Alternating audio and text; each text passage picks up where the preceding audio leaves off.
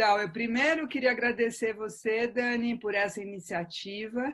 De fato, a gente faz parte de um grupo que é muito ativo, a gente trabalha muito e a gente fez muitas contribuições para pensar o bebê nesse momento tão complicado da vida das famílias e das crianças e ajudando também os profissionais a pensarem como trabalhar online nessa situação de pandemia.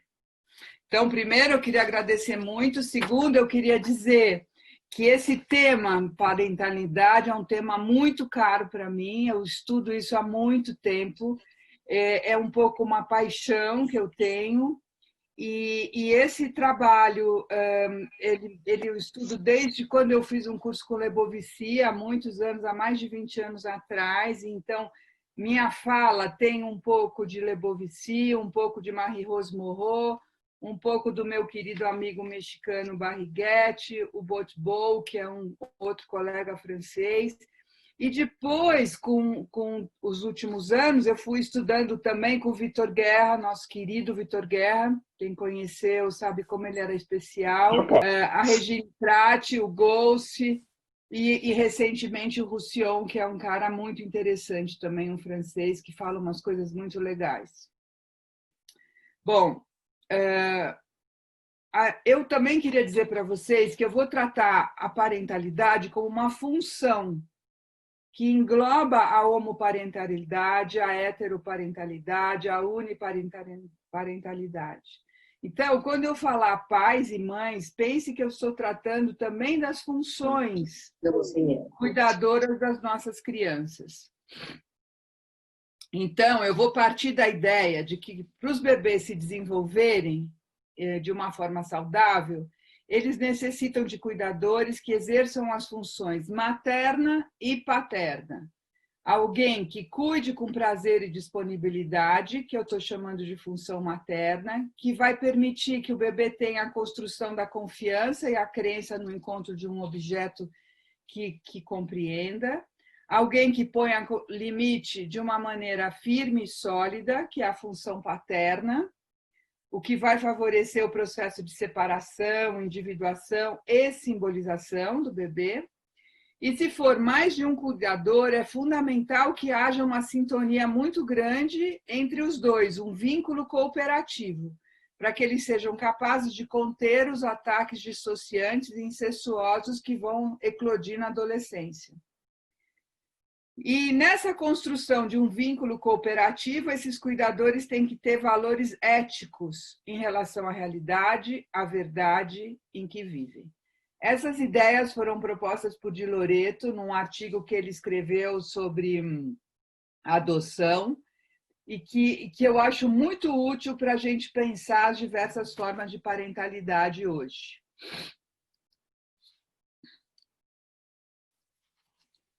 Então, para eu conversar com vocês hoje, eu vou falar em 3 eixos. Vou falar um pouco sobre a parentalidade, ter um bebê hoje, nesse tempo de Covid. Vou falar um pouco da função parental e vou falar um pouco do nosso papel como terapeutas, como psicanalistas, nesses tempos de Covid. Então, a parentalidade é um processo que se constrói por meio das relações dos pais com os filhos. A gente não nasce pai e mãe, a gente se constrói, a gente se torna pai e mãe, e o bebê é nosso parceiro ativo nesse exercício, nessa função. O Lebovici dizia que o bebê faz seus pais, assim como os pais fazem o bebê existir. Agora, ser mãe, ter um bebê, é uma das maiores crises da identidade de uma mulher.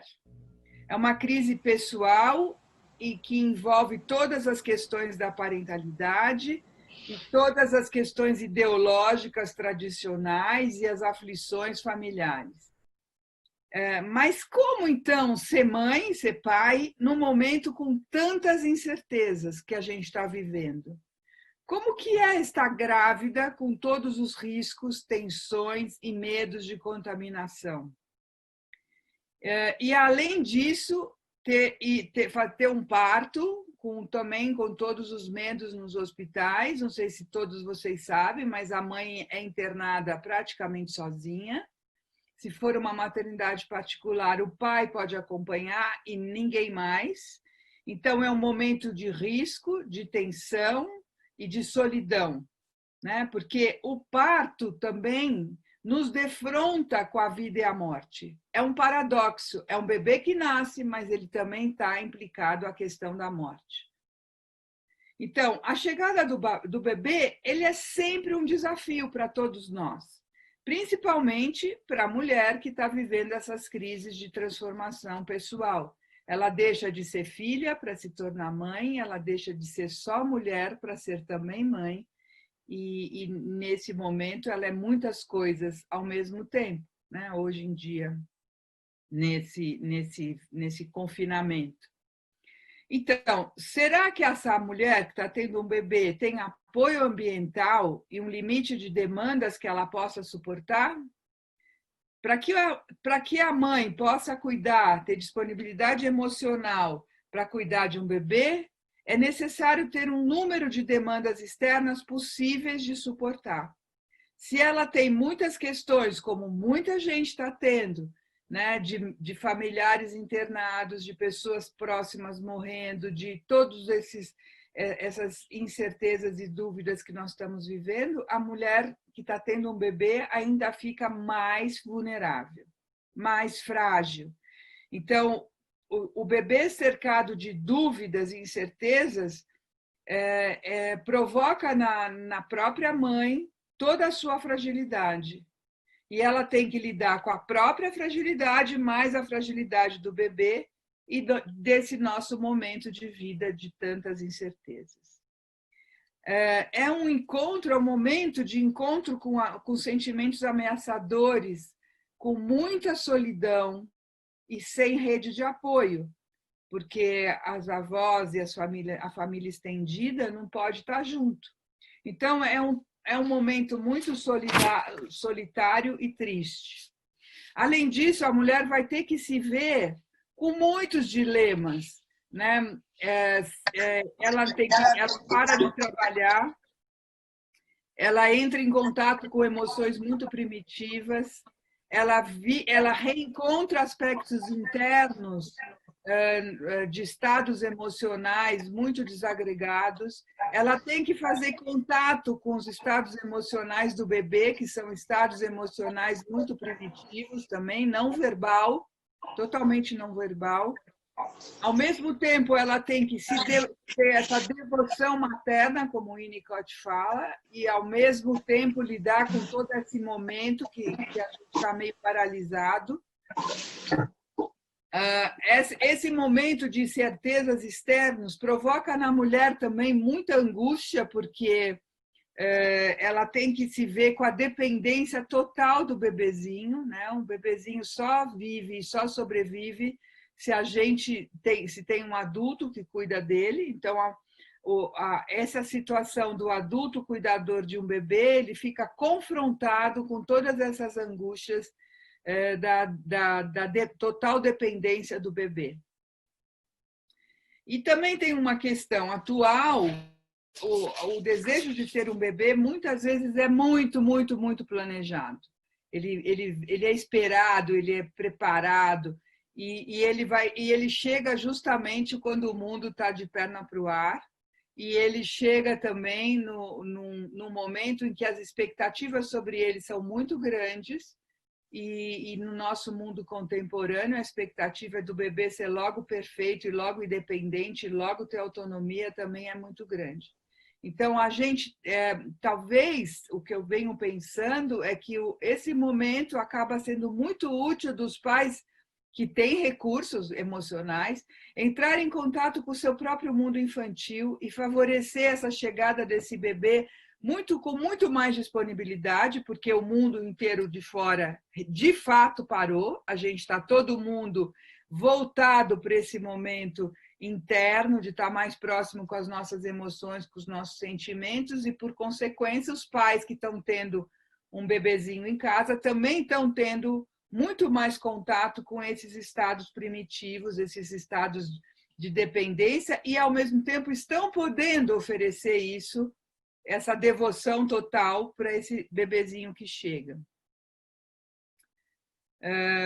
Então, eu queria agora crescer um pouco o bebê e pensar um pouco na função, na parentalidade de pais com crianças pequenas. Né? Como que está a vida dentro de uma casa sem a rotina escolar, junto com toda a questão doméstica e toda a educação remota? Né? Tem sido um momento de muita sobrecarga, de muito estresse para as famílias.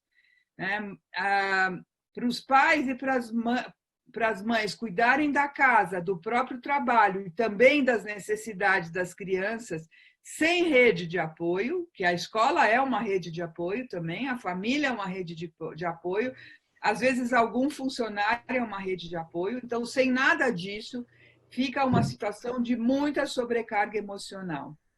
Se os pais construíram uma relação familiar com essas crianças de intimidade, e se eles têm contato com o próprio mundo interno, né, com o próprio mundo infantil, as coisas podem ser mais tranquilas, mais divertidas. Né? Mas muitas vezes os pais não sabem muito bem o que funciona com o seu filho.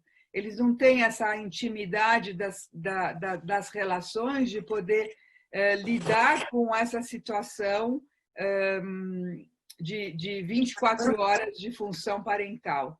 Então, nesse sentido, as crianças às vezes ficam muito deixadas na frente das telas, né, para os pais poderem dar conta de outras coisas, e porque muitas vezes as crianças não têm tanto recurso para inventar suas brincadeiras. Então, esse é um momento muito importante dos pais poderem brincar, jogar, cantar, desenhar, fazer brincadeiras, contar histórias, dramatizar, inventar tudo o que for possível no lugar de muitas telas. Né? Não, acho que não dá para a gente abandonar as telas, mas quanto mais possibilidade de um brincar criativo, mais sadio para todo mundo. Eu queria chamar a atenção que os pais, eles são educadores, mas eles não são mestres. Eles não são professores.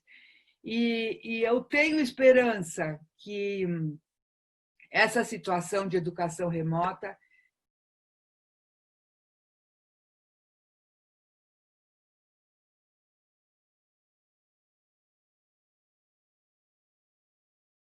e eu espero mesmo que resulte numa valorização do papel do professor, o papel da escola na vida das crianças. A gente, pais, não tem a mesma competência e a mesma capacidade de ajudar a ensinar as questões pedagógicas para as crianças. E nunca, talvez, o professor foi tão valorizado, né, como alguém que falta na vida das crianças.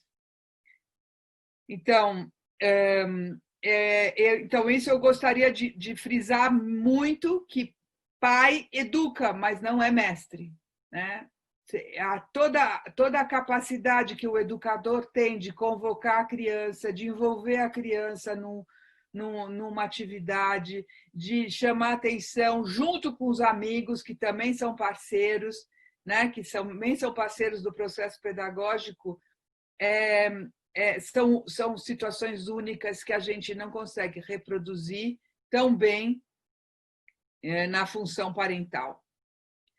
Então, nesses tempos de Covid, tem chegado muitas queixas, né, das crianças com comportamentos repetitivos, os pequenininhos, com o medo dos pais diante de indicadores de risco, com falhas de intersubjetividade, com crianças sem comando nenhum, com crianças com confusão com o controle esfincteriano, porque esse é o maior poder das crianças pequenininhas, né? Fazer xixi no meio da sala, trocar a cueca ou a calcinha 1000 vezes por dia, fazer cocô no lugar errado, porque esse é o poder das crianças pequenininhas que dependem só delas e que elas sabem muito bem como mobilizar a angústia nos pais, né? Nos cuidadores, como irritar. Então, elas se utilizam desse poder que elas têm de obrar aonde elas querem, né?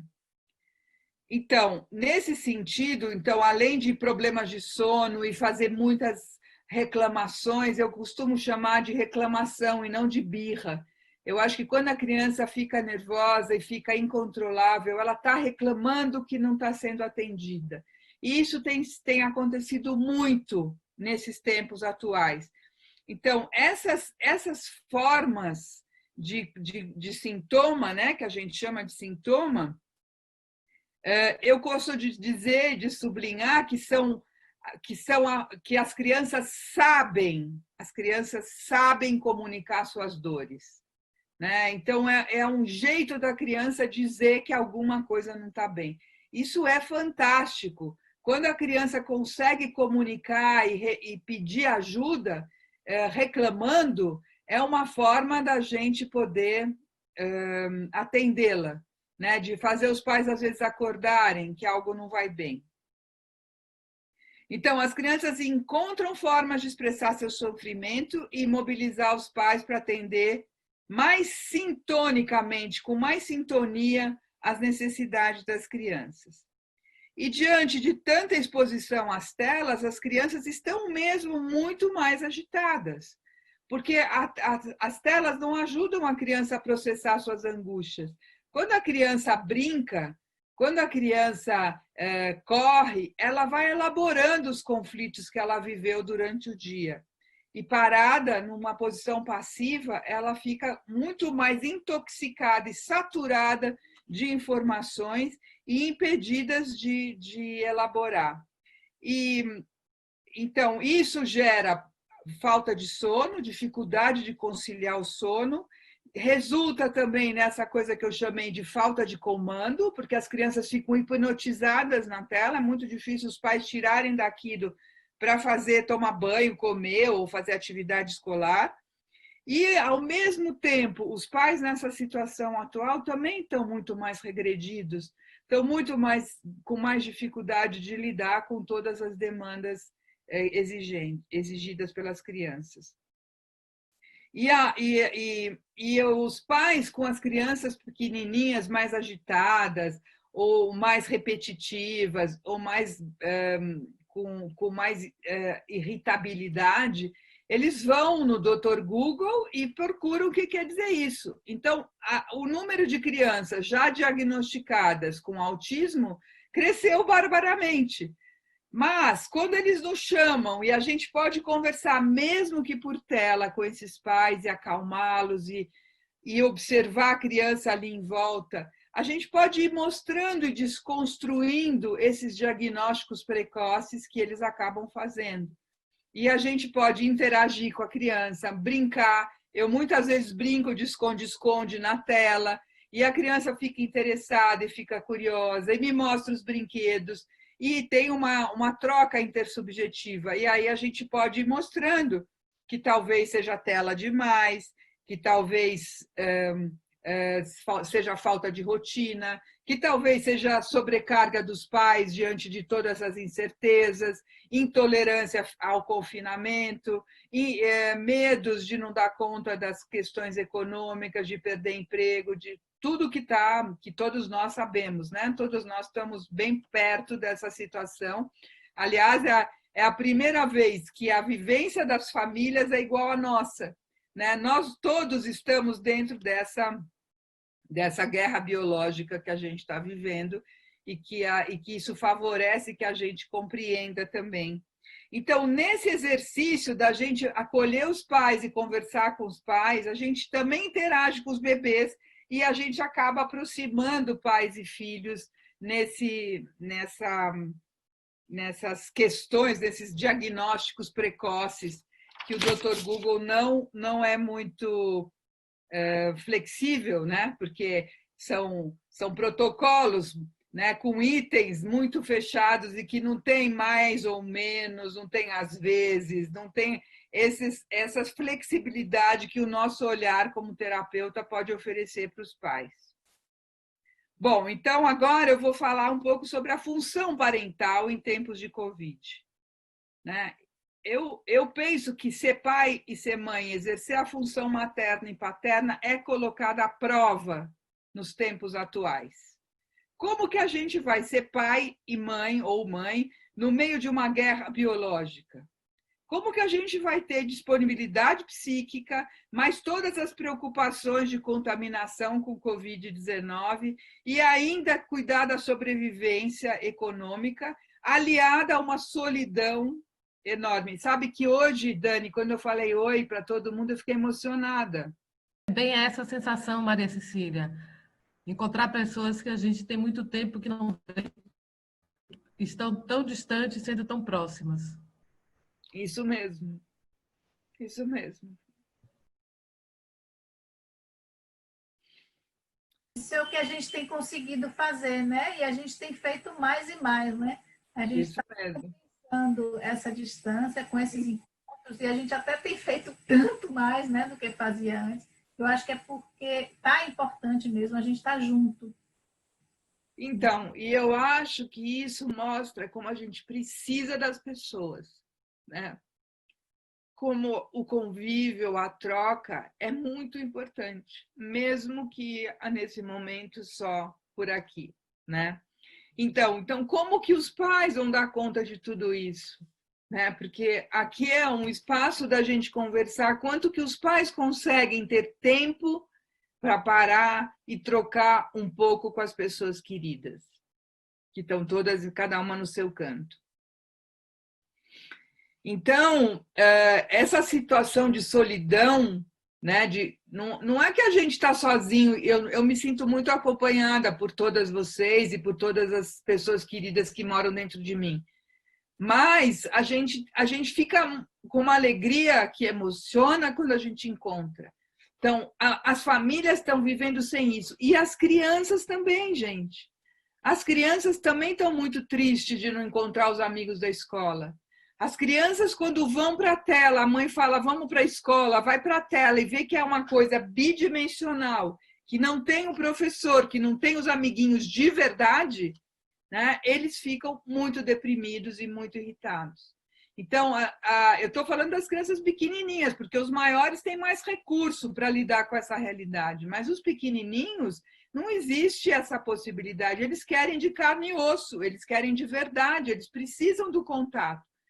Assim como as famílias que têm os avós que ajudam, que têm os pais que dão suporte, que tem os vizinhos, né? A gente vai criando pequenas comunidades em torno da gente. E, no entanto, tudo isso está cerceado, né? Então, os pais precisam ser criativos e fingir que estão como naquele filme do Roberto Benigni, sabe? Que a vida é bela, e que ele faz de conta que eles estão num castelo e que ele tem que se esconder, enquanto a guerra, de fato, está acontecendo do lado de fora. Então, a gente também tem que brincar de faz de conta e transformar a nossa casa em castelos, em piscinas, em mares, né? Vamos para a praia, como rolou aí um filminho no WhatsApp, textos falando disso, da possibilidade da gente transformar a nossa casa em muitos lugares divertidos para as crianças brincarem e sonharem. Então, a gente tem que brincar de faz de conta. É muito importante a gente poder proporcionar para os pequenininhos situações imaginárias, né? Então, nesse sentido, os pais são convocados para uma maleabilidade psíquica.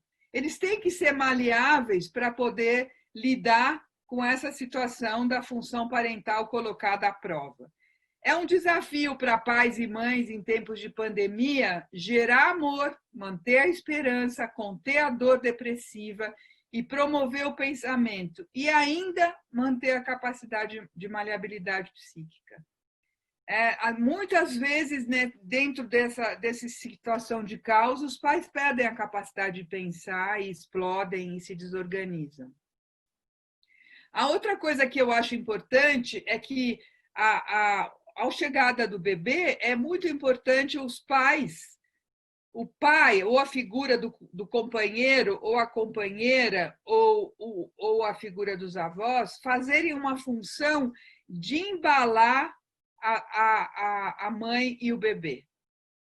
Né? É muito importante que, diante do estresse, do bebê chorando, dos momentos críticos, que o pai possa cuidar um pouquinho do bebê sem roubar o lugar da mãe. As avós também têm que ajudar a mãe, mas sem usurpar a função materna. É muito importante ajudar a mãe a saber que ela é capaz. Eu costumo dizer de uma poesia do Will Yeats que fala assim: cuidado por onde andas, pois é sobre os meus sonhos que caminhas. Quando a gente se torna mãe e se torna pai, a gente está nascendo nessa nova função, e é muito comum, às vezes, os outros cuidadores, pediatras, avós, enfermeiras, sei lá, outras funções, usurparem essa função que está nascendo, e como se eles soubessem mais do bebê, mas o bebê é desconhecido para todo mundo, e a gente vai ter que ir descobrindo no dia a dia com ele quais são as necessidades. Então, essas outras figuras, elas têm a função de sustentar e de conter a dupla mãe-bebê. Muitas vezes também o pai suficientemente bom é aquele que renuncia a esse lugar e fortalece o lugar da mãe nesse exercício da função materna. Eu estou sem relógio aqui, queria ver que horas são. Bom, ainda tenho, vou falar mais um pouquinho só, tá? Já estou acabando. Então, esse lugar de embalar a dupla mãe-bebê é uma função materna do pai que não deve suplantar a função materna, deve contribuir para sustentar. Então, eu queria lembrar de novo que os pais também estão mais regredidos, tanto quanto o bebê, porque é muito difícil tolerar a dependência infantil e, ao mesmo tempo, dar conta de todas as tarefas da casa e profissionais e das emoções que estão despertando dentro da gente essa situação de confinamento. Bom, por último, então, eu queria falar do nosso papel. Qual é o nosso papel como terapeutas? Né? O que a gente faz nesse momento para ajudar essas famílias, para ajudar os pais? A gente tem que co-criar, co-construir, juntos, trocar, confrontar nossas percepções com as dos pais e dos filhos, para possibilitar transformações. A gente tem que transformar as competências do bebê em grandes performances e também narcisizar e valorizar as habilidades parentais. Então, a gente, quando olha o bebezinho na tela, a gente fala: olha lá como ele consegue, olha lá onde você está, olha só como ele está interagindo, olha, a gente vai mostrando, e olha só como você consegue escutar. Né? Ajudar os pais a observarem e também verem que eles são capazes. Muitas vezes eu estou conversando ali, a mãe falando dos problemas da criança, eu falo: e você, como você está? Né? Como você está lidando com tudo isso? Aí a mãe chora e fala: putz, está difícil, eu não consigo, eu estou perdendo a cabeça. Então, nesse momento, é fundamental que a gente tenha empatia com o sofrimento das famílias. É fundamental que a gente tenha maleabilidade psíquica para contornar e atender e escutar essas famílias, às vezes nos horários mais inusitados, porque que horas que eles vão parar para conversar com a gente, se eles estão trabalhando, fazendo almoço, cuidando de educação remota, atendendo as demandas do bebezinho, mais o outro mais velho, mais não sei o quê, mais não sei o quê. Então, praticamente, a gente tem que ter disponibilidade e maleabilidade para conversar e ajudá-los nos momentos possíveis, nos horários possíveis. Diante de tantas incertezas, nós, terapeutas, estamos muito mais preparados. Nosso trabalho é lidar com a dúvida, é lidar com a incerteza, é lidar com o desconhecido.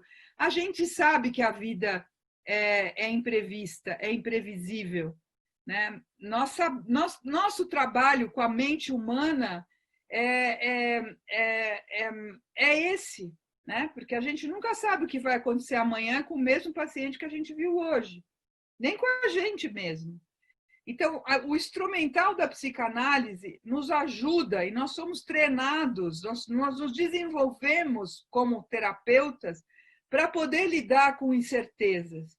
Então, nesses tempos de incerteza, nós temos muitos recursos, né, psíquicos e de vida para lidar com isso. Então, nós temos que fazer essa função de embalar essas famílias com nossa escuta, com a nossa capacidade empática, com a nossa capacidade de continência, com a nossa maleabilidade e disponibilidade psíquica. As nossas palavras são como canções, como as canções de ninar para as famílias e para os seus filhos. Então, não se trata da gente dizer como ser ou como é preciso fazer, mas de permitir que as capacidades dos pais surjam e que nós as sustentemos. E também com as sessões online, nós temos que contar com a contribuição dos pais, para eles nos ajudarem com a manutenção do setting, com o lugar, com a caixa ou pasta lúdica, né, com material gráfico. Eles são nossos parceiros ativos, mais do que nunca nesse momento. Então, eu tenho observado que muitas vezes os pais, ao ficarem próximos de nós nas sessões, especialmente com os pititicos, né, a gente também vai se oferecendo como modelo para essa função de atender às necessidades dos filhos. Também tenho observado que os pais que têm mais intimidade com as crianças têm podido estar mais junto e brincando mais com eles, e as crianças até estão melhores. O pormenor que eu às vezes tenho observado que está difícil é que às vezes as pessoas que fazem a nossa ajuda, né, os nossos parceiros, às vezes são um pouco intrusivos. Então, além de ter esse mundo que está um pouco invadindo a mente das crianças, que eles estão num tempo de criar e de brincar e de faz de conta, tem uma realidade se impondo muito na cabecinha das crianças, tem também, às vezes, adultos muito ansiosos e que ficam convocando e invadindo um pouco as crianças durante as sessões, né? Estou falando do meu trabalho mais íntimo com as crianças. Então, por fim, acho que eu vou ler uma frase do Saramago, que eu gosto muito, e que nos lembra, ajuda os pais a lembrarem, né? Na verdade, é para ajudar os pais a lembrarem que o filho é um ser que nos emprestaram para um curso intensivo de como amar alguém, além de nós mesmos. E de como mudar nossos piores defeitos para darmos os melhores exemplos e de aprendermos a ter coragem. Isso mesmo, ser pai ou mãe é o maior ato de coragem que alguém pode ter, porque é se expor a todo tipo de dor, principalmente da incerteza de estar agindo corretamente e do medo de perder algo tão amado. Perder? Como? Saramago se pergunta. Não é nosso, recordam-se? Foi apenas um empréstimo. É isso. Obrigada, Dani.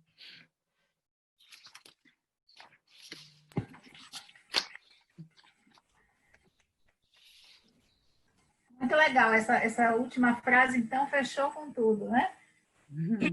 Bom, Eu vou fazer só um breve comentário de pontos que você tocou, que eu achei importantes, como algo para você retomar. Então, eu vou fazer esses tópicos. Você falou dos complicadores, né? Nesse momento de incerteza, nesse momento de dor e de angústia mesmo. E eu vejo como alguns pais que têm ou transtornos obsessivos, ou uma questão mais fóbica, ou um transtorno de ansiedade mais intenso, ou até as pessoas que têm depressão, como elas realmente estão precisando mesmo de mais assistência e como que para elas esse momento aí é de particular dificuldade, né? Então, eu vejo esses padrões, esses pais nessa condição com um nível de sofrimento muito grande. Tem também essa coisa que você tocou, né? Das crianças terem essa necessidade do contato real. E ontem eu tive a sessão com uma bebê de 1 ano e 4 meses, que também os pais traziam essa questão de um silenciamento, de uma falta de resposta, etc. Ou seja, uma preocupação com a interação, com a comunicação. E ela na tela está respondendo muito bem, como você falou, né? Nas brincadeiras, nas mímicas que a gente faz, do escondeu, achou, ela mexendo o copo, eu fazendo abriu, fechou, fechou, abriu. Enfim, toda essa ludicidade em torno do movimento, do corpo do bebê, do olhar e etc. E ela engajando muito bem. Mas tem um determinado momento, ela aguentou quase meia hora brincando comigo. Teve um determinado momento que ela ia para a tela, queria pegar no celular e ela começou a jogar as coisas fora. Como quem diz assim, poxa, mas esse negócio está ficando sem graça, né? Não é só isso que eu quero. E aí eu disse, tá ruim, né? Não poder pegar, tá difícil, né? Você não consegue chegar aqui, tá chato. Você quer dar tchau, já tá cansada, quer dar tchau? Aí ela foi lá e deu tchau. Enfim, ela estava de acordo com essa minha leitura, né? Já deu para ela. Então, a gente tem que flexibilizar também isso. Esse tempo da tela, como é que os pais têm essa expectativa, né? De que a criança fique a sessão inteira, ou que a criança fique ali prestando atenção. Um outro ontem, esse tem um autismo, e estava lá todo... Ele não estava nem afim de ter uma sessão naquele horário, né? Ele estava lá nas ideias dele. Se você está aí fazendo esses movimentos assim, o que você está pensando? Eu sei que quando ele faz esse movimento, ele está invadido de uma série de lembranças e cenas, em geral, de filme e tal. E aí ele disse, não quero falar disso não. E ele estava sem querer me contar nada, ele estava querendo ficar imerso ali, né? E aí depois eu disse, sim, você pode fazer o que você quiser, eu estou aqui com você, eu sou sua companheira de aventura. Se você quiser falar, você fala. Se você não quiser falar, você não fala. Mas eu estou aqui. E eu fiquei esperando. Aí ele disse, posso desenhar? Eu disse, claro. E aí ele foi desenhando, e quando ele desenhou exatamente esse personagem e foi relatando tudo que tinha a ver com todas as coisas que ele disse o que ele estava fazendo. Então, às vezes, a gente precisa dar espera mesmo, como no consultório, né? No consultório, a gente espera a criança, a gente não fica preocupado se ela vai falar ali agora, se ela vai fazer isso, aquilo, a gente acompanha. E na tela tem esse problema que tem os pais, então os pais estão ali assistindo, assim como assistem na aula, o que a criança e o professor fazem e às vezes querem interferir nesse processo. Então esse é um outro dificultador.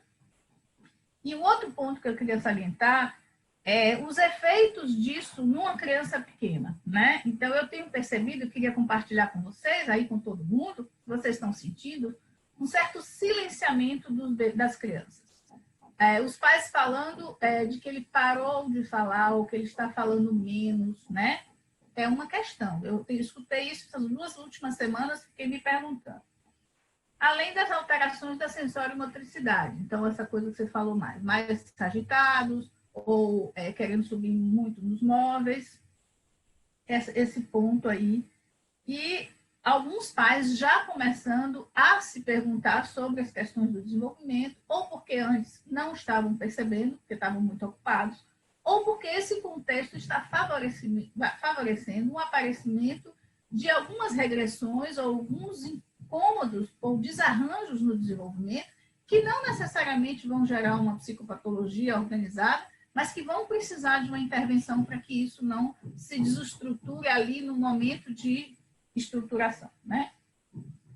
Bom, então, esses são os pontos que eu queria levantar além disso, do que eu constato também das crianças com medo de sair de casa. Às vezes os pais dão um passeio de carro, eles querem logo voltar, ou às vezes eles entram numa pracinha que não tem ninguém e deixa a criança correr e eles ficam assustados. Ou crianças, as meninas têm dito que já voltaram, algumas já voltaram aqui em Salvador, que as crianças já chegam com a mãozinha para botar o álcool gel, né, no consultório. Então, são esses elementos.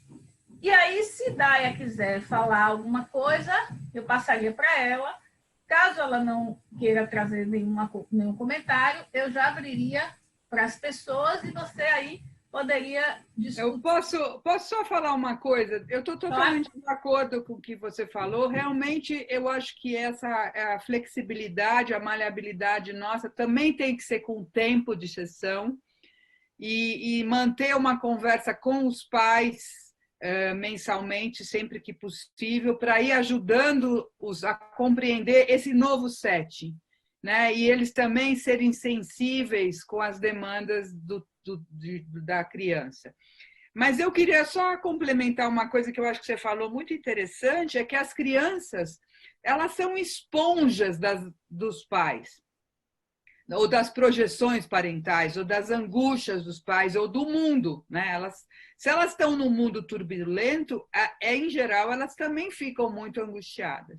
Então, essa questão dos complicadores, dos pais que estão muito aflitos, tem um pouco essa coisa do Saramago, né? De que não quer perder a criança. Então, fica também excessivamente cuidando, porque é terrível uma criança ser internada nesse momento com uma complicação do Covid ou com qualquer outra, mas do Covid especialmente, porque elas estão ficando isoladas, é super complicado, né? Assim como também nascer um bebê prematuro está sendo muito difícil, porque o bebê fica confinado na UTI, os pais não têm troca, está sendo feito todo um trabalho para negociar com os médicos, os profissionais de saúde, para falar da importância do vínculo inicial, da construção dessa relação e da necessidade do bebê, etc. Mas se o bebezinho, se as criancinhas estão num ambiente com pais muito angustiados, muito preocupados com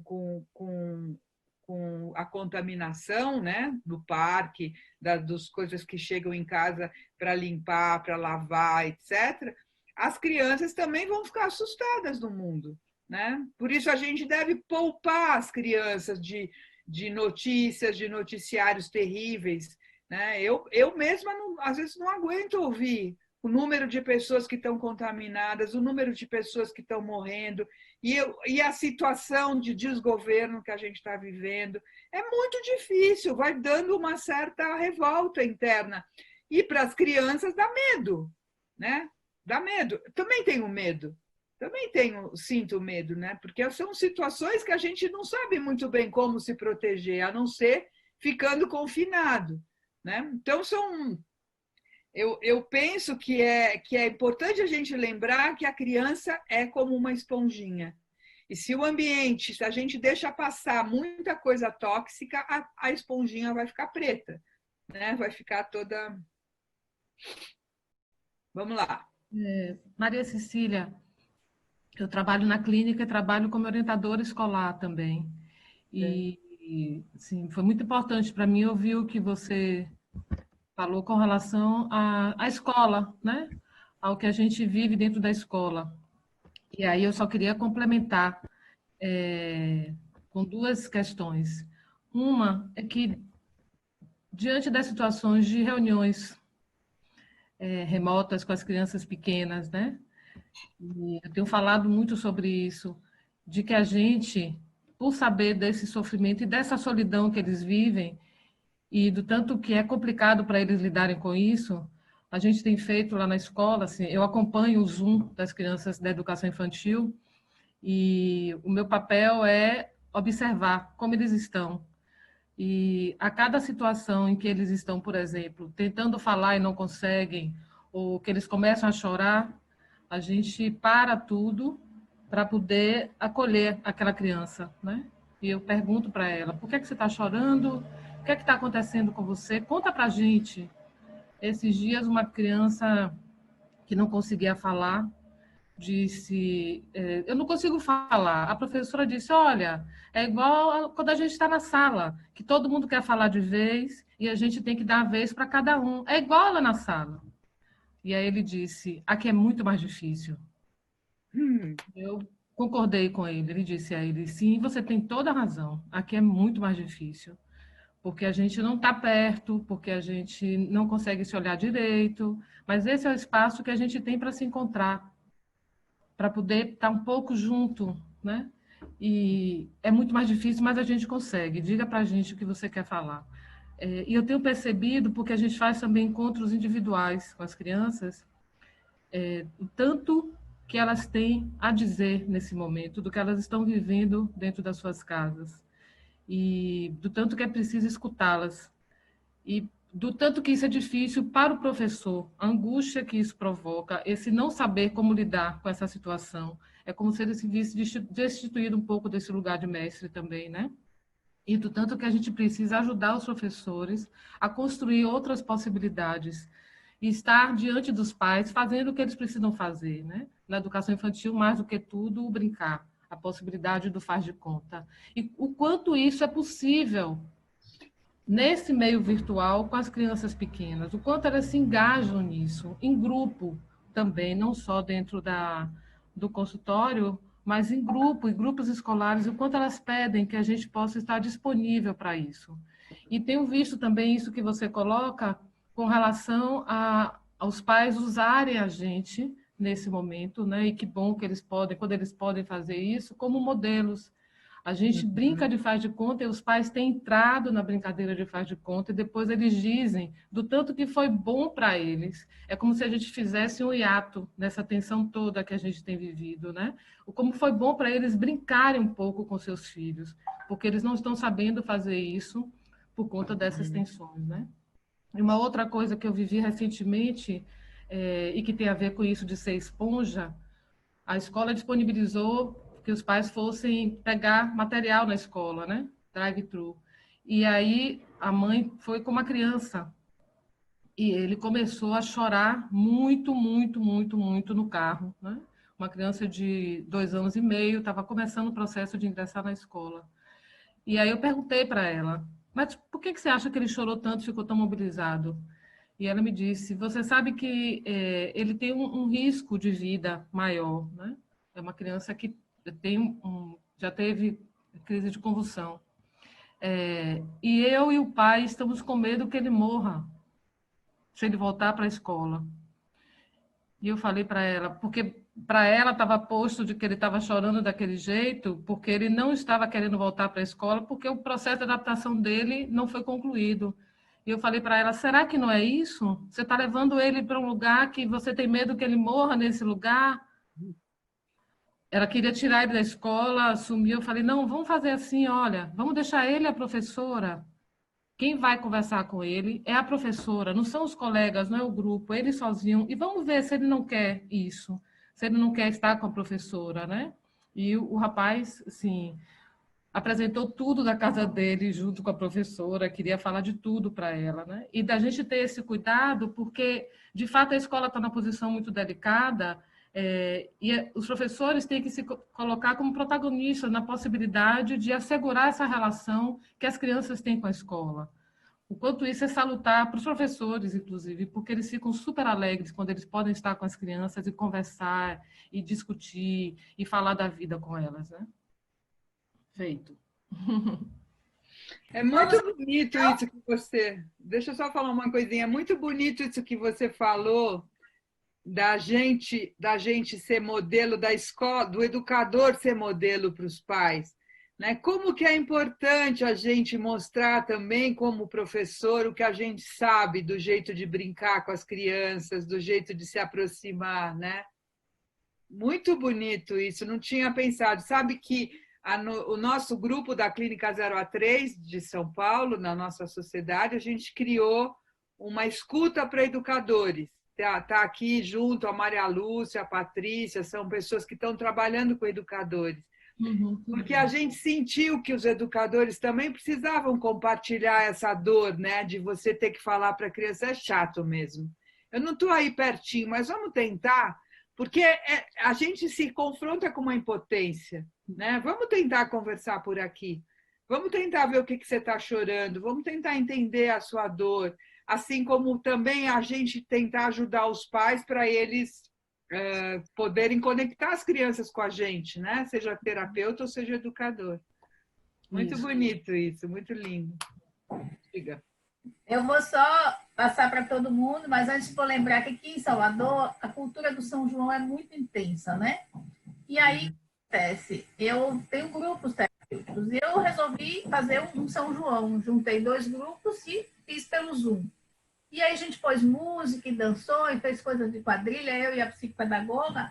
E aí os pais participaram disso também, né? E foi um elemento surpresa de fazer uma festa em casa. E aí uma mãe disse assim, você salvou o São João do meu filho, porque a escola não teve a sensibilidade de fazer a festinha do São João, porque ele já tem... E aí fizeram alguma coisa, mas não fizeram essa vivência, né? E quanto eles participaram mesmo ativamente, corporalmente, dessa brincadeira que foi. Bom, então temos que ser realmente criativos e reinventar. Bianca vai organizar a chamada aí, Bianca. A sequência, você diz o nome da pessoa que está inscrita em primeiro lugar e ela fala. Inicialmente, tem algumas... Não tem, por exemplo, no chat não tem perguntas, né? Mas tem algumas colocações. Queria ler algumas, que tem muitas interessantes. Pode ser assim? Começando por aí? Eu acho que seria melhor que cada um falasse quem quer falar. A partir do chat, ela se posiciona para falar mesmo, né? Acho que é melhor. Então, vamos começar com a fala de... Na sequência aqui, a fala de Elita. Elita, quando você fala um pouco, traz um pouco sobre a questão da Zika. Prazer estar com vocês. Estão me ouvindo? Sim, bem. Eu sou pediatra, né? Muito pequena diante da cabeça de vocês, do pensar, mas eu estou adorando esse curso e quero colocar que a gente vai ter muito mais dificuldade, porque nós estamos diante de um Covid que não sabemos como será para as crianças, que a maioria são assintomáticas, como será depois esse vírus, que a gente sabe as complicações dos vírus, e um novo Zika chegando, né? Vocês já viram com outro vetor. Então, tem muita coisa difícil para a gente encarar por aí. E associo a isso essas mães que estão grávidas, sabendo já disso, já está circulando bastante. Então, essa dificuldade.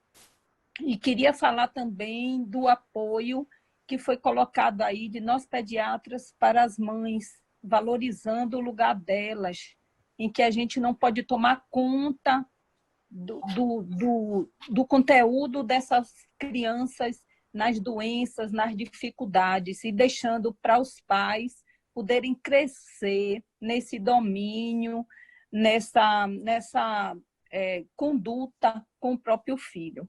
Era isso que eu queria falar. Obrigada. Obrigada. Obrigada. Na sequência, Luciana Stoiani, não sei se eu estou falando o sobrenome certo, e fala um pouco sobre a questão da sobreposição da função dos pais, das funções dos pais. Luciana?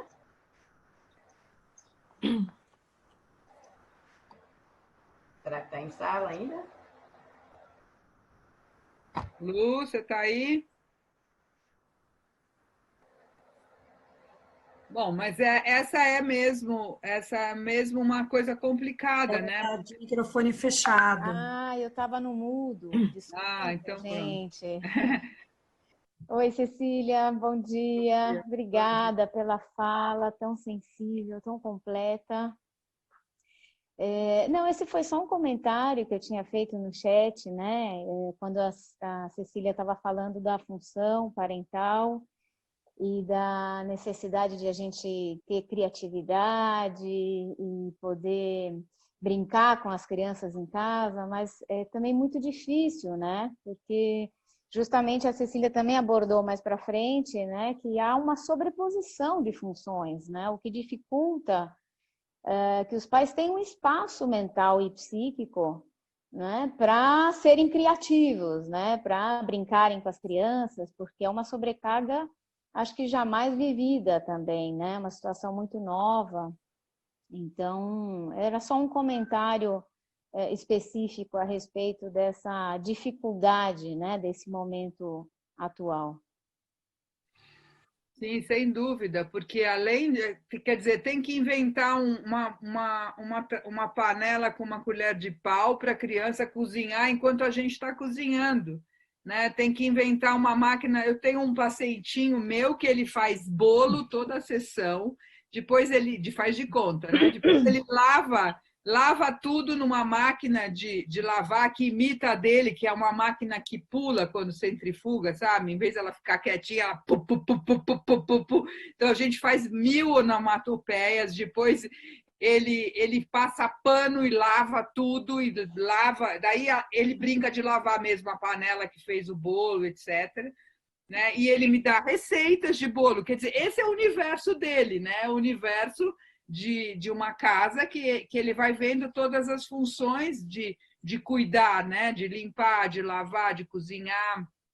E, então, a gente também tem que um pouco incluir as crianças na faxina e na cozinha. Às vezes ele é chefe de cozinha também. Ele é chefe e eu sou sempre a filha. Ele é sempre o pai. E é muito legal, porque eu falo assim, pai, você não vai brincar comigo um pouco? Agora não, filha, eu estou respondendo um e-mail. Agora não, filha, estou muito ocupada, eu tenho um call, não vou poder falar. Então, é isso. E aí eu brinco também, poxa, pai, mas você só trabalha, você falou que ia brincar comigo e tal, e eu vou dando voz para a emoção e para os sentimentos dele, mas eu acho que é um desafio, mas eu costumo pensar que é como que aquela frase do Bion, como tirar proveito de um mau negócio. E eu sou muito otimista, né? Quem me conhece sabe disso. Eu sou muito mais. Eu penso sempre nas alternativas positivas da vida.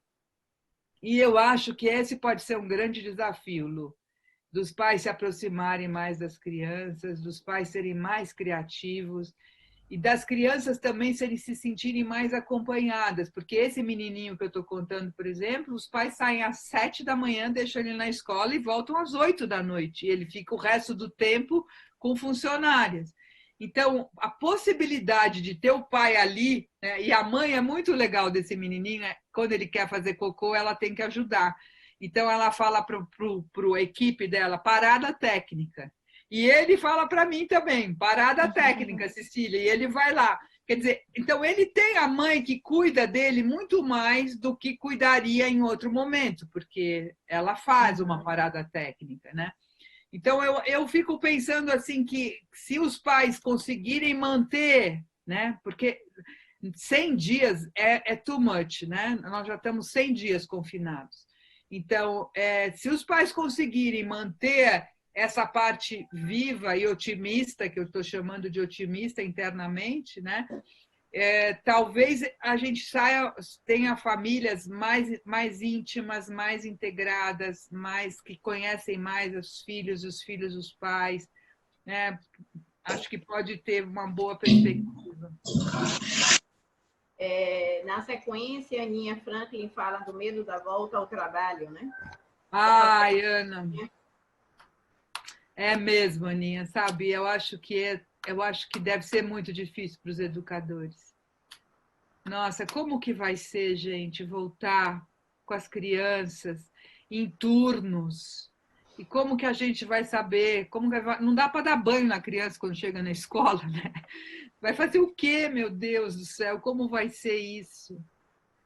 Eu acho, Cecília, uma das coisas que, né, eu tenho pensado muito, adorei sua fala, acho que, né, contribui muito para os dois âmbitos, eu trabalho nos dois, né, na escola e na clínica, e é muito rico, né, e tudo isso que você traz. Eu falei muito desse filme A Vida é Bela, né, assim que eu vi meu sobrinho olhando para todo mundo de máscara, a primeira vez, me veio isso, eu falei, olha, tá todo mundo mascarado, vamos brincar de mascarado, né? E é isso, a gente tem que poder brincar, né? Que é o que o que nos resta agora, né?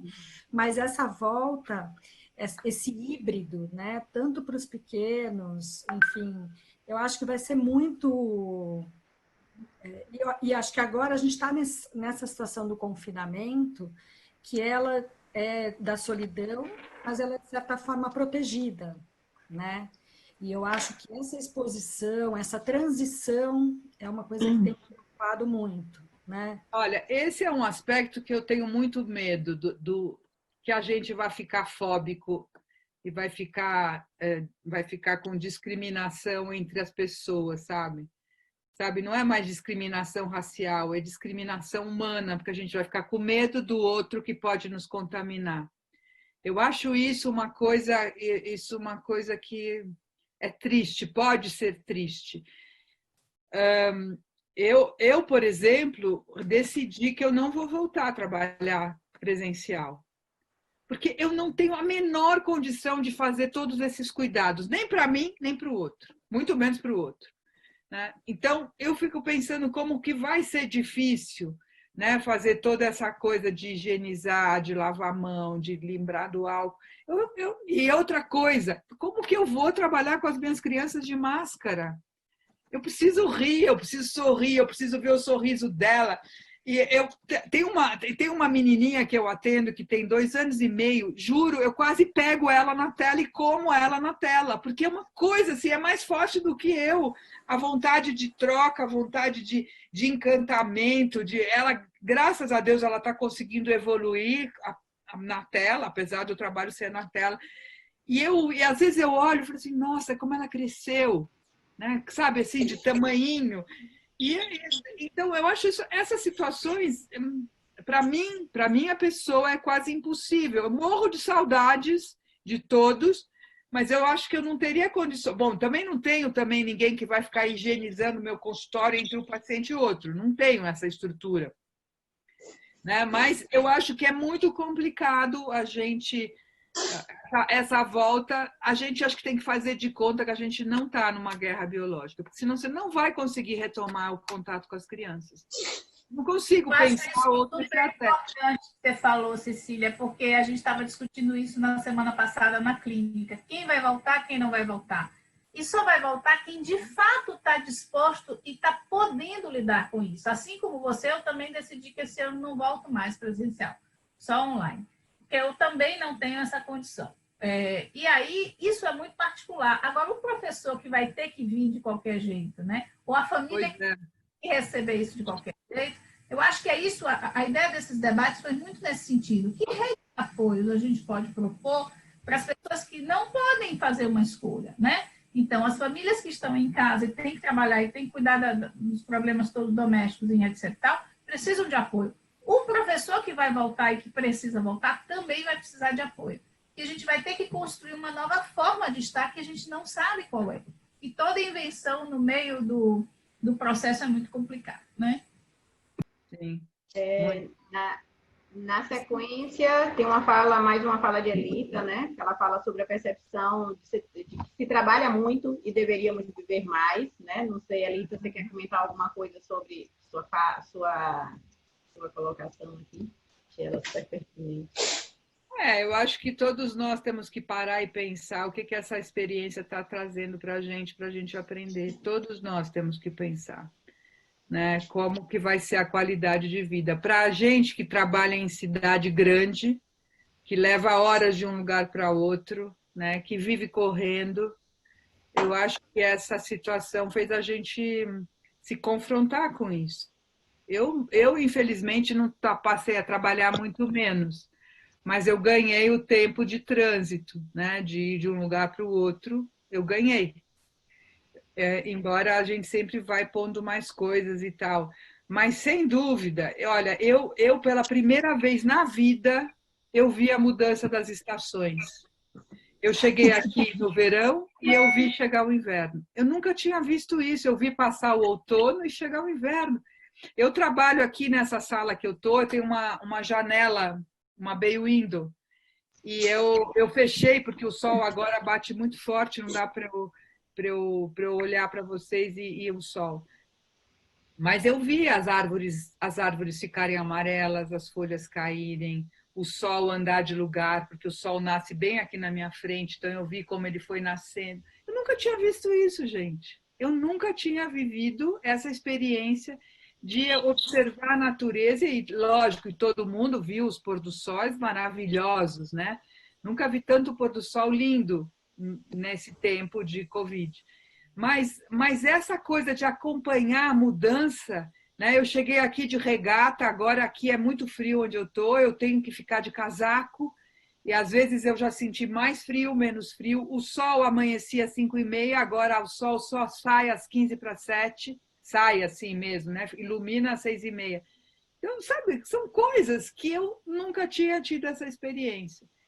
E eu não sei, eu acho que isso é um presente que eu estou ganhando, né? Um presente que não sei como eu vou fazer para vivê-lo quando a gente voltar para a vida na cidade. A maioria aqui está te elogiando, falando da sua sensibilidade, inclusive muitos aqui se colocando fraternos para o seu momento em que você, na sua fala, se emocionou, né? Como você dando voz a muitos aqui na sala. E uma outra fala aqui que traz um pouco sobre essa questão, né, que foi dita, dessa reflexão sobre esses pais, né, que estão literalmente na sala, nas nossas salas dos atendimentos, né, essa coisa meio que invade a nossa casa, né, também. E lhe parabenizando também pelas reflexões. Inês traz um pouco essa questão das crianças que estão evoluindo com situações como gagueira, né, por conta desse momento atual que estamos vivendo, e tem um recorte que ela fala aqui, não sei, peraí, deixa eu ver. Ney já foi? Acho que sim. Tem uma fala que ela coloca aqui, né? Inês teve que sair porque ela tinha o trabalho que ia começar, ela mandou um bilhetinho dizendo que adorou, se desculpando, mandou um bilhetinho no gap para você, mas não está mais aqui. Depois eu vou poder ter acesso a isso, que está tudo escrito no bate-papo, você grava e manda para mim? Ou quando acaba... A gente é péssimo na tecnologia, mas eu acho que a gente consegue, viu? Eu nunca gosto de... porque eu queria ler, não consigo ouvir vocês e ler junto. Fala, eu consigo chegar com as gravações, eu te mando tudo. Fala, Bianca, o que mais? Diga. É isso, então, e por fim, Maria Lúcia, que traz também uma fala, né, Cecília? Como sabemos que o ambiente... Maria Lúcia, você Deixa a Maria Lúcia falar. Fala, Maria Lúcia, fala de verdade.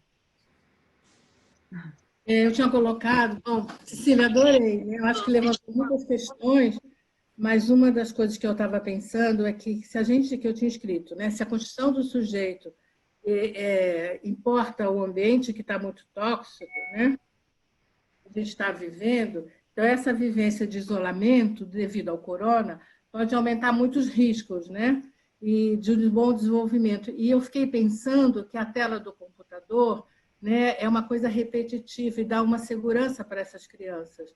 E os pais, né, nas suas angústias, eles vão para o Dr. Google, que tem todo o saber, né? E as crianças ou adolescentes veem esses pais sem esse saber, que o Google sempre responde. Então, acho que são muitas questões que nós estamos vivendo, né? Era isso. E eu gostei muito da sua fala, emocionante, como sempre. Parabéns. Obrigada. Mas, olha, sabe uma coisa que você falou que eu acho séria?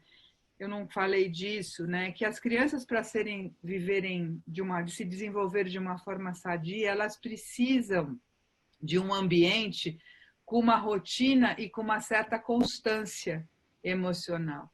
E os pais não estão tendo muitas vezes isso, eles têm explodido.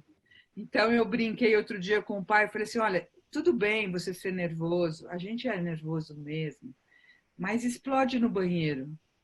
Explode porque a criança está igualzinha a ele. A criança fica desesperada e a mãe fala, filha, o que você tem?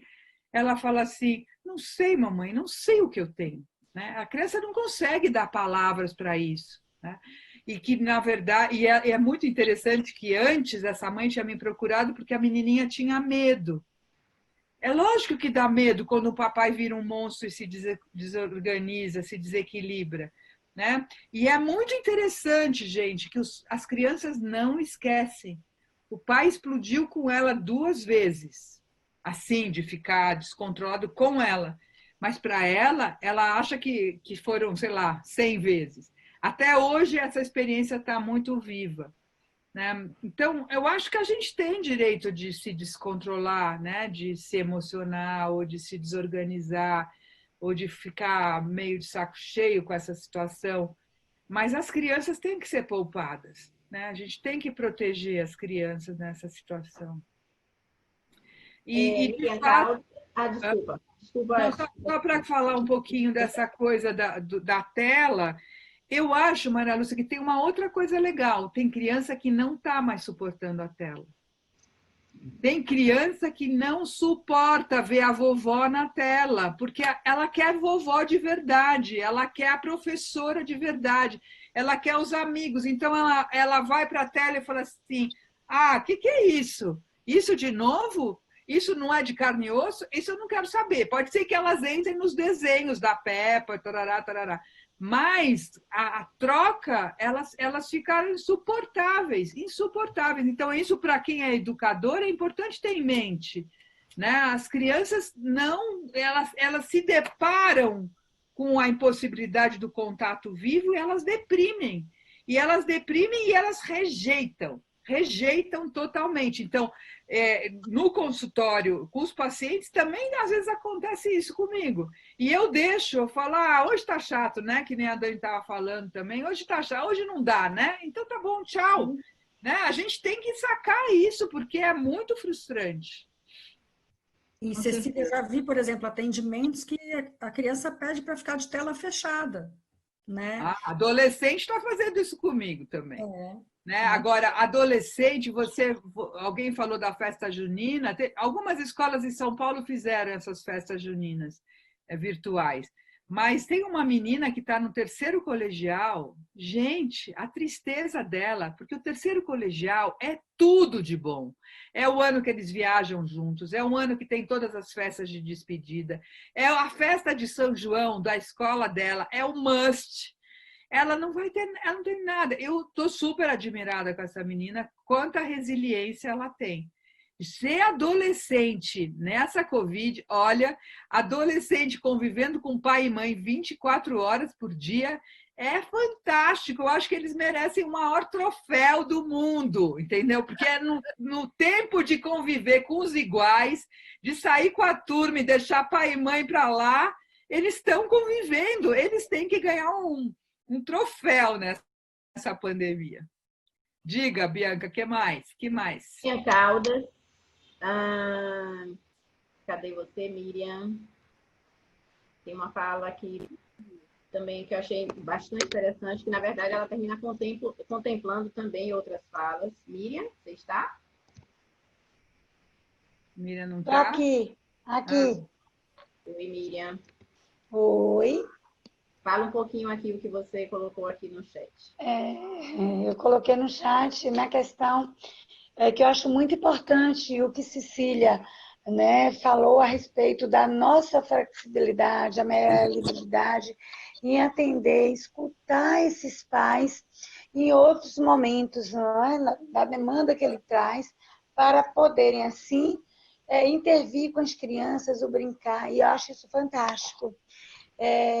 Eu fiz isso, a Dani sabe, durante 2 meses, exaustivamente, né? Eu sou psicopedagoga aqui em Salvador, neuropsicóloga e psicomotricista. Como eu tenho uma demanda grande, graças a Deus, de pacientes, eu me vi atendendo de 8 a 8 horas da noite e fazendo isso que a Maria Cecília sugeriu. Ou seja, era sábado, domingo, mas chegou um momento que os pais colaram tanto em pedir ajuda por tudo, sempre pela confiança do que eles estavam passando, e me sobrecarregaram a ponto de ligar para mim 7h15 da manhã no domingo. E eu tive esgotamento física e mental. Primeiro que eu sou cardiopata, diabética, muito grande. Então, a gente precisa, sim, eu acredito, venham fazendo isso. Inclusive, no recesso da clínica essa semana, que eu faço parte, eu tive 5 reuniões. Hoje eu vou atender um adolescente que é esquizofrênico, independente que a clínica esteja ou não no recesso, para atender essa especificidade de cada um, essa necessidade. Mas a gente também precisa cuidar do cuidador, escutar, porque nós terapeutas somos um só para 28, 30, 20 e tantos. Nós também precisamos ter momentos com a nossa família, é um domingo, e tirar esse tempo para a gente, porque a gente também está imerso nisso tudo. Então, isso é uma coisa para aprender, né, Miriam? É uma coisa que a gente tem que tirar de lição, porque a gente fica esgotado também na outra rotina. A outra rotina também nos esgotava, mas talvez, como a gente está muito mais próximo da gente mesmo, a gente agora percebe mais claramente a sobrecarga. Né? Não, eu discordo de você assim, Cecília. Perdoe-me. A outra rotina sempre tive uma carga horária extensa de trabalho. Mas 8h30 da noite eu estava na minha casa para descansar, para ver alguma coisa com minha filha, para estudar os finais de semana, domingo, sábado à tarde, mesmo às vezes trabalhando sábado de manhã. Hoje nós não temos. Quem é o psicopedagogo que faz esse trabalho de construção de jogos, de brincadeira, de orientação constante com a família? Eu atendo as crianças e não tiro os horários das crianças. Eu ainda atendo as famílias à noite, enfim, em outros horários, sábado de manhã, para poder assistência a essa criança ser algo que seja plausível, significativa, não para mim, mas para eles principalmente, né? Que eles possam construir algo a partir disso aí. Que haja, né, o desenvolvimento realmente seja levado em consideração. Os pais estão amando. Eu tinha sessões que era 1 a 2 com a criança, que pais estão colocando 3.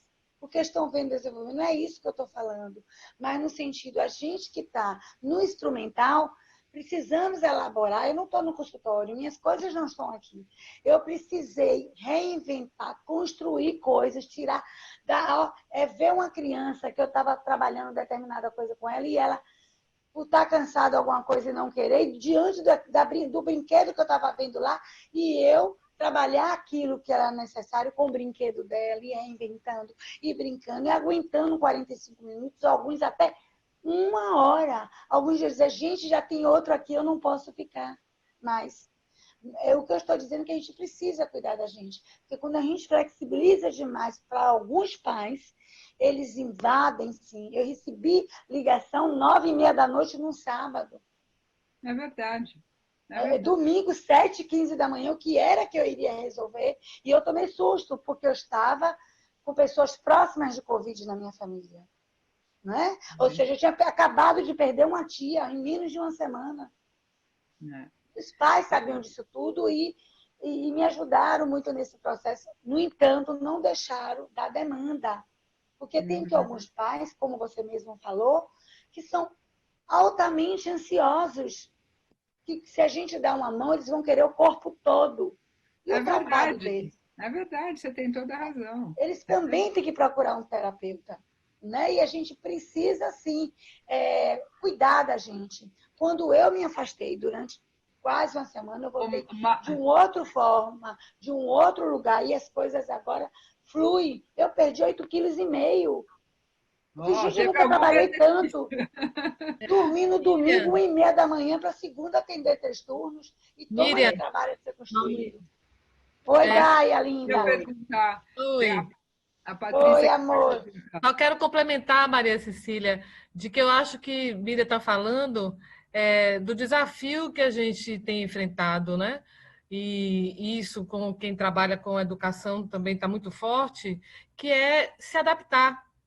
A gente tem que se adaptar a uma forma ou outra de atuar mesmo, né? E estabelecer quais são os nossos limites nessa configuração de agora, né? Porque as crianças estão aí e vão demandar, os pais estão sofrendo e vão demandar. E a gente precisa dizer, bom, eu vou trabalhar de domingo a domingo? Não vou? Vou desligar meu celular? Em que momento? Acho que essa saúde psíquica que a gente precisa construir para estar vivendo tudo isso é super necessária e salutar para as famílias que recorrem ao nosso auxílio, à nossa ajuda, à nossa orientação, né? Então, com muito cuidado, assim, ter grupos de apoio. Achei super bacana a proposta de Maria Cecília, que está acontecendo lá em São Paulo, de ter grupo de apoios para educadores, por exemplo, né? E nisso, assim, os nossos grupos de apoio, é nesses lugares que a gente fala e chora essas angústias todas, né? E estabelecendo limites. E isso a gente está construindo à medida que as coisas estão acontecendo. Não é simples, não é fácil, e acho que o que você traz, Miriam, é o que a gente partilha com relação à dificuldade nesse momento. Exatamente. Fazer acontecer, e assim, eu já não atendo mais no final de semana. É o que eu fiz agora, já estou estabelecendo o limite. Isso. Vá, Maria. Se a gente não fizer esse equilíbrio, a gente também não vai aguentar, né? Claro. A gente já está se aproximando do final. Queria que Maria Cecília fizesse um fechamento e agradecer imensamente, né, esse ótimo momento. Lembrando que esses debates foram criados exatamente para isso, para fazer essa conexão, seja com a escola, seja com a família, e a gente poder dar voz mesmo ao que está se passando. E aos profissionais, né, que estão vivendo essa realidade nova, imprevisível e desafiadora. Então, vamos tentar... Eu queria falar que se as pessoas quiserem me escrever nesse WhatsApp que você mandou, para fazer as perguntas, eu posso tentar responder. Eu vi que a Patrícia tinha uma pergunta para fazer, mas ela não fez. Ela falou que queria falar, mas a gente pode falar sexta que vem, Patrícia, o que você tinha na cabeça. Porque a Patrícia é uma das que está trabalhando com os educadores também. Esse grupo de escuta, infelizmente, nós tivemos 3 grupos e os 3 lotaram, e era para o Brasil todo, viu? Não era só para São Paulo, porque online dá para fazer todo mundo. Esse é uma das vantagens que a gente tem agora, né? Então, por exemplo, hoje eu fico super feliz de falar com a Bahia, com o Recife, com o Rio Preto, com São Paulo. Tem gente de todo canto aí, então é muito prazeroso, né? Muito gostoso. E, bom, o que eu posso falar para vocês para terminar? Dizer que a gente tem que eu fiquei muito feliz de encontrar todos vocês e dizer que é sempre um processo de aprendizagem, de descoberta. Estou aprendendo muitas coisas nesse momento da vida e que eu acho de verdade que é possível que haja mais transformações. Tinha uma das pessoas que perguntaram: Cecília, você acredita mesmo que vai mudar a relação pais e filhos? Eu acredito que a relação de família, a relação de vínculo, a relação com as pessoas diante de uma situação como essa, em que todos nós ficamos iguais, eu acredito que pode ter mudança. Pode ter mudança para pior também, mas eu acredito que tem mudança. Pode ser que as percepções que a gente vai ter da gente mesmo, como a Miriam, né, que estava falando, de que ela emagreceu, de que ela ficou sobrecarregada, ou dessa percepção do lugar do educador na vida das crianças, da função da escola, a função da escola. A outra coisa que eu não falei, eu acho que é uma mensagem legal de pensar, que a gente está vivendo um tempo sem turno. Né? Não tem turno. O único turno que a gente tem é o dia à noite. O turno de ir para a escola, voltar de escola, ir para o consultório, voltar do consultório, ir na casa de um e voltar da casa de um, ir almoçar num tal lugar, comer o sanduíche, tomar um café. Nós não temos turno. Então, isso é uma experiência muito, muito, muito estressante. Né? Não tem o turno do fim de semana e o da semana. Ficou tudo misturado. Então, o ser humano precisa do turno. Então, o turno da escola vai ganhar um outro significado na vida das famílias. Né? Porque a criança sai e a mãe, mesmo que não trabalhe, ela tem um tempo só dela, sem criança o tempo inteiro. Então, essas experiências são muito importantes. Então, eu acho que a gente vai, sim, se transformar. Às vezes para constatar coisas desagradáveis, mas às vezes para constatar que a natureza é linda, que tem o ciclo das estações e outras coisas mais, como a gente conversou aqui. Cecília, só rapidinho aqui, né, em cima do que você está falando, eu acho mega pertinente, porque acho que a pandemia, ela chega, né, assim, enquanto reflexão nesses últimos 100 dias, né, que eu tenho tido bastante, a pandemia chega para nos mostrar a viver um pouquinho mais esse presente, né? O que está sendo muito complicado porque nós estamos confinados, e porque nós somos, além de sermos seres de relação, nós também somos seres que fomos guiados para uma condição onde a gente sempre tem que estar produzindo. E hoje, né, fica muito para mim como reflexão essa chamada interna de que a nossa produção também tem que ser outra, né? Tem que ser desse nosso interno, tem que ser um pouco na nossa casa, com as pessoas com quem a gente está conseguindo conviver na nossa casa, ou às vezes com ninguém, né? Porque tem aqueles que também moram sozinhos. Mas quando a gente está falando de pais e filhos, com essa realidade que eles estão agora encontrando, onde eles não têm mais essas redes de apoio, porque até as próprias redes de apoio que geralmente os pais usufruem, vamos assim dizer, né? Pensando nos avós, pensando nas pessoas que trabalham em suas residências, muitas vezes não estão podendo estar com eles. Fora a questão dos excessos de trabalho em casa e tal. Então, vivenciar isso que a pandemia está colocando, né, como posto mesmo ali para a gente, está posto, é um momento que tem que estar vivendo. E, ao mesmo tempo, está tendo que lidar com essas questões de organizar rotinas em casa, isso também, né, é um ponto assim, de muita... que está gerando muita ansiedade nos pais. Eu tenho visto isso não só em situações onde eu tenho encontrado com esses pais, né, via tela, mas também porque aos poucos estou retomando algumas coisas dos atendimentos e estou vendo isso muito claramente junto com eles. Tem uma fala sua no final de quando você estava falando, que você coloca, né? Nosso trabalho é lidar com a dúvida, com a incerteza e com o imprevisível, e é isso mesmo, né? E o Covid veio para colocar para a gente toda essa dúvida, essa incerteza e esse imprevisível. O mundo, veio para o mundo. Angustiado. Veio para o mundo para falar isso. Mas as fronteiras estão fechadas, né? Todas as fronteiras estão fechadas, mas a gente não pode fechar as nossas fronteiras afetivas, né? As fronteiras do amor, dos vínculos, das relações. A gente tem outros recursos para se abrir para o mundo, né, apesar das fronteiras fechadas. Bom, então, mais uma vez, agradecer muito a você, foi ótimo, né? E agradecer a presença de todos. Desculpem os transtornos pela organização das inscrições e todo esse processo novo que a gente fez essa semana. E encontramos, então, na próxima semana. Muito obrigada e palmas para a Cecília, tá? E um bom dia para todos.